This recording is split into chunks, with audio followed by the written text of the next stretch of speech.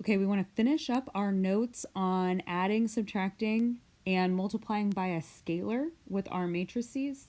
So the next thing we need to do is multiply by a scalar value. So when it says to find 3c, what that means they want us to do is to take the number 3, the constant 3, and multiply it by the entire matrix C.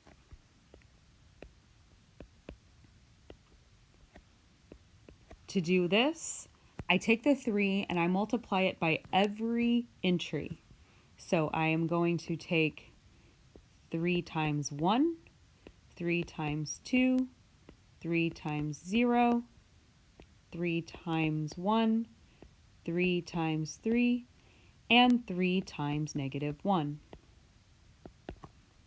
So the final answer will be a 3, 6, 0, 3, 9, -3.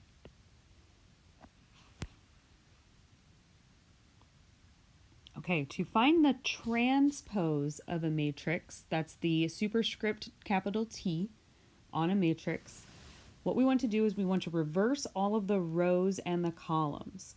So what's important there is that the dimensions will also reverse.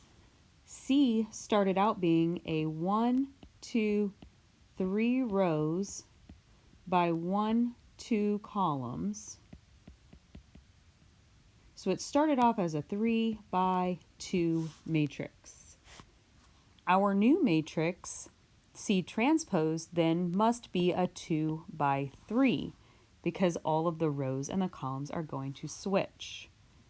So this time it will look more like this. Okay, so I'm going to take my columns and turn them into rows basically.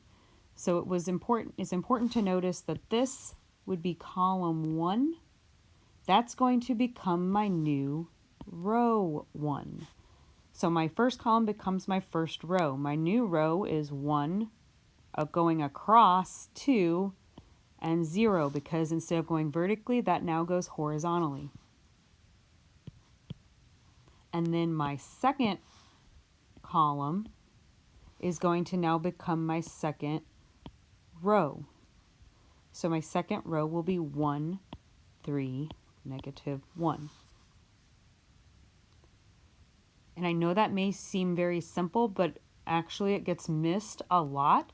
So labeling your columns and then turning them one by one into a new row is a good technique to follow on those.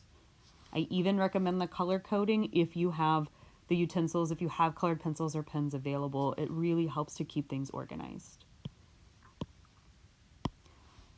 Okay, and then finally we want to do a bit of a combo of things. We want to do a 2-step process, 3 steps really, where we take 2 times B and we take 3 times A and then we add those together.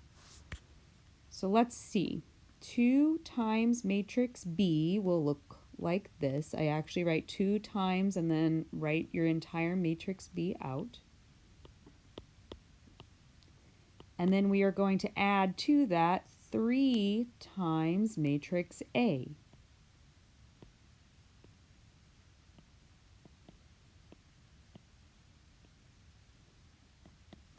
And we do have to follow our order of operations. We cannot add the matrices together before multiplying. Multiplying comes first.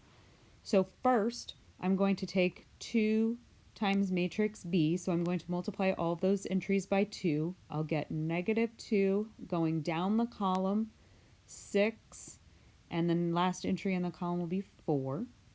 And then moving to the next column, I'll have 2 times 2 is 4, 2 times 0 is 0, and 2 times 4 is 8. Next, I'm going to multiply every entry in A by 3. So going down that first column, I'll have 3 times 2 is 6. 3 times 3 is 9. 3 times 1 is 3. Then the next column, 3 times 1 is 3. 3 times -2 is -6. And 3 times 0 is 0. Sorry, this was a plus right here. So once I've done my multiplications, I can now add the corresponding entries. And when I do that, I'm going to fill them in one column at a time. So the first column will end up being a 4, 15, 7. And then the next column will be 7, -6, and 8. And now we're finished. This is our final solution.